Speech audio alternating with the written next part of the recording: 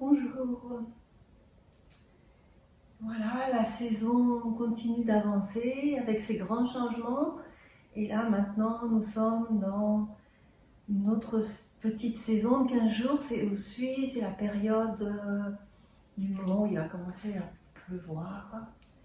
Voilà, c'est le début de ce que nous, on va appeler les giboulées de mars.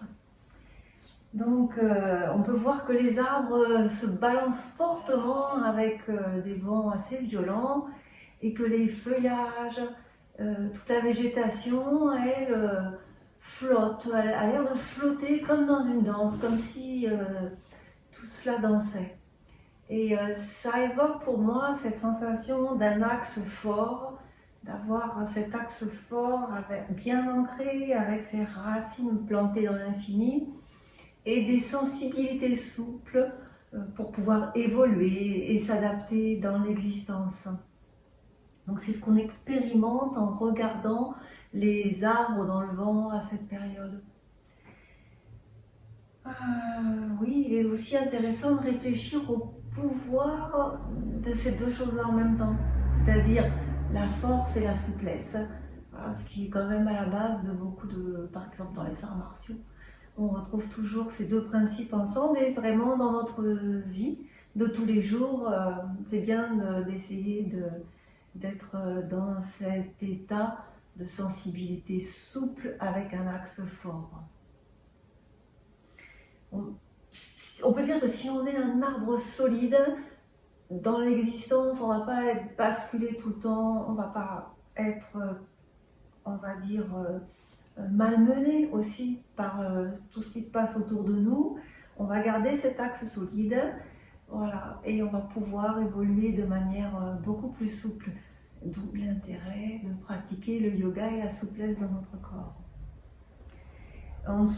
On peut dire aussi qu'on ne se perdra pas, c'est-à-dire qu'on va toujours, quelle que soit la force du vent, la violence des vents extérieurs, nous ne nous perdrons pas si nous savons être dans cet axe fort, bien ancré et avec des sensibilités souples. Parce que si on reste que sur notre axe comme ça, sans avoir ces sensibilités souples autour, eh bien on peut se briser brusquement. Donc voilà, c'est vraiment ces deux forces ensemble qui sont vraiment importantes.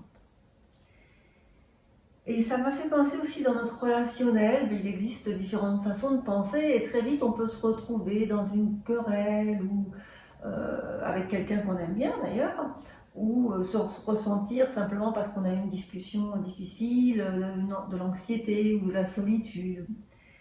Donc c'est là vraiment, puis aussi on a dans une société avec un rythme très rapide, qu'on appelle sans filtre aussi, et c'est vrai. Et donc, il est vraiment important de développer cette conscience de l'axe et de la souplesse pour pouvoir évoluer. Et je suis persuadée que si on est comme ça, même des personnes avec des points de vue différents, des idées différentes, peuvent être capables de se reconnecter, de se connecter et d'être bien ensemble.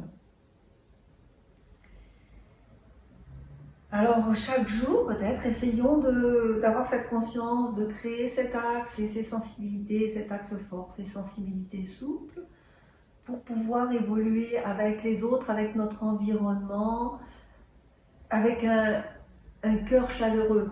En fait, ce qui va être le moteur de ça, c'est sûr, c'est ce cœur chaleureux, cette prédisposition que l'on a naturellement à être bien et à être avec les autres.